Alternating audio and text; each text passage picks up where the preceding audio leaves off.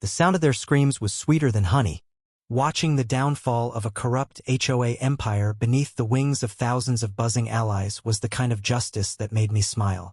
It had all begun the night they erected an illegal fence and tore through the garden my daughter and I had spent 2 years cultivating. No warning. No permission.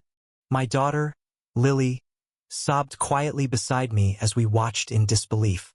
The garden was our shared project, our sanctuary. "It's HOA property now, Gloria Bancroft," the president said smugly, waving fraudulent paperwork in my face. I felt utterly powerless. But as it turned out, they had a weakness. A legal loophole. And it involved bees. I've always been a meticulous planner. 15 years as an environmental engineer had taught me to rely on data and precision. After my wife passed away, Lily and I needed something to tether us. That's when I left my corporate position and moved us to Sycamore Glen in Arizona, determined to build a sustainable life. I poured everything into our backyard project, transforming our land into an urban agricultural haven. Everything was going smoothly until one spring morning when a letter jammed in our front door shattered that peace. The HOA had cited us for aesthetic violations. I'd gotten those before: complaints about compost bins, rain barrels, even the color of our mulch. But this was different. They claimed my entire garden violated community guidelines. Lily had been using the garden for her 6th grade science project on pollinators. "Does this mean I have to stop?" she asked, worried. I promised her she wouldn't have to. I had no idea how hard it would be to keep that promise. I met with Gloria in person, hoping to resolve things reasonably.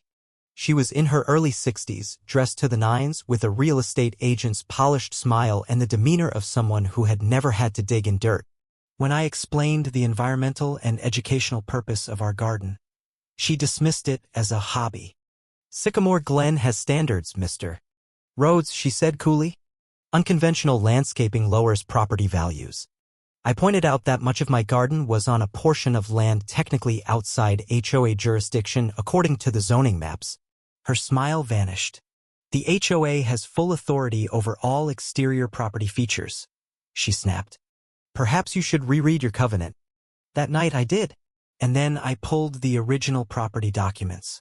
Sure enough, the rear portion of our lot was not under HOA control. I felt a surge of relief. 3 days later, that relief was crushed when I learned the HOA had passed a new Relino agricultural activities, with a $50 daily fine for noncompliance. I tried every diplomatic approach. I submitted requests for mediation, proposed a scaled-back version of the garden, even offered to host sustainability workshops. All denied. Then, on a quiet Saturday morning, I awoke to the sound of machinery.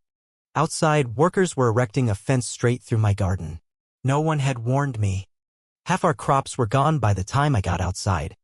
I stood frozen as one worker laughed while uprooting a row of peppers. That night, I pulled out our deed again. "They crossed a line," I told Lily, who stared out the window at the wreckage. "A big one." I hired a land surveyor who confirmed what I already knew: the fence was on our property. I confronted Gloria again. She pulled out a document signed by the previous owner, supposedly handing that section over to the HOA. But the signature looked suspicious. The document had clearly been aged artificially. "This wasn't in my closing papers," I said.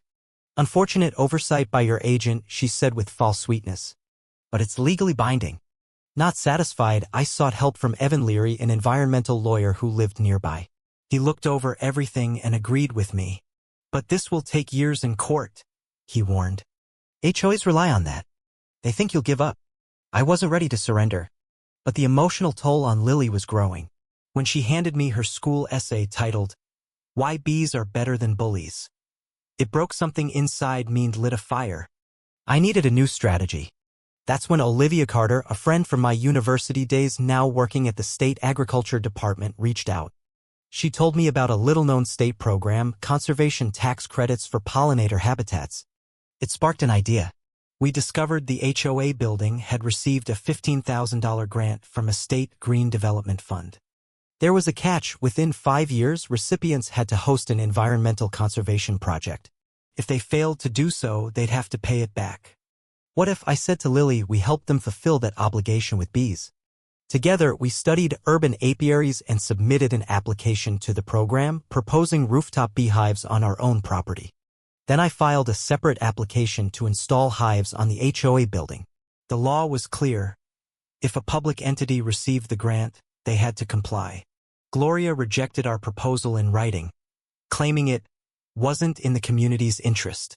So I had our attorney, Evan, send an official letter outlining the grant's requirements. Within days, the HOA board scrambled to hold an emergency meeting. William, the board's oldest member, confirmed our claims.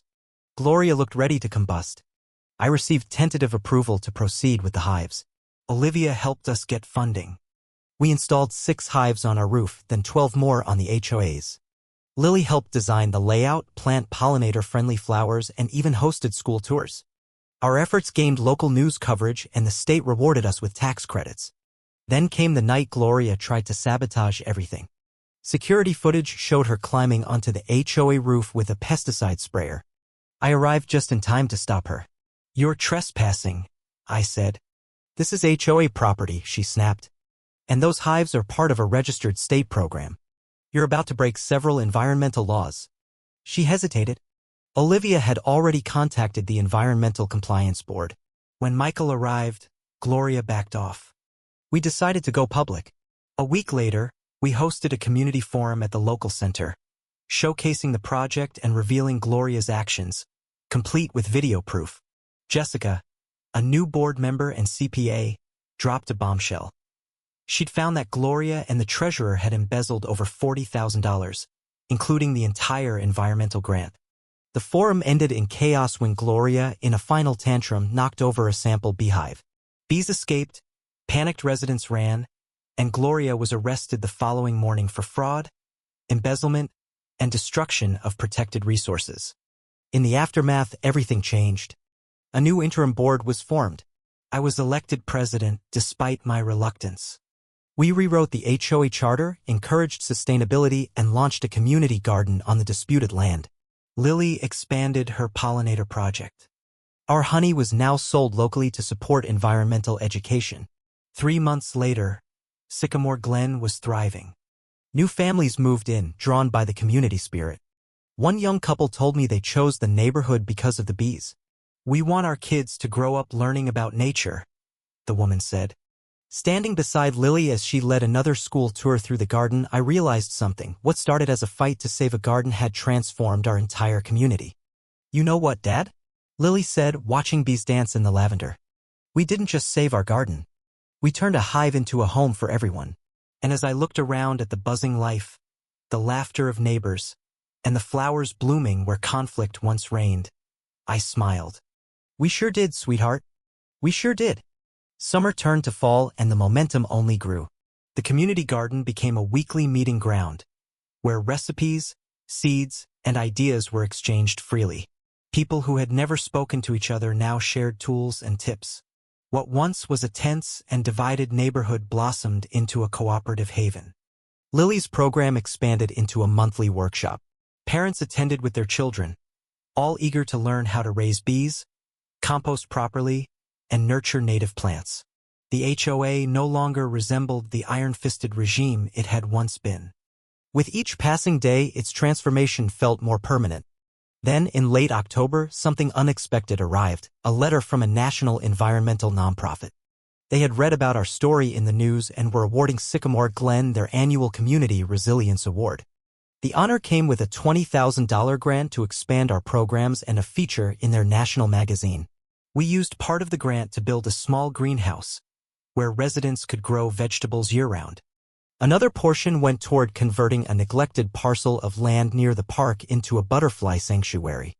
Olivia coordinated with the state to ensure native species were used throughout. By winter, our neighborhood was virtually unrecognizable from a year earlier. And to think it had all begun with an illegal fence and a handful of bees.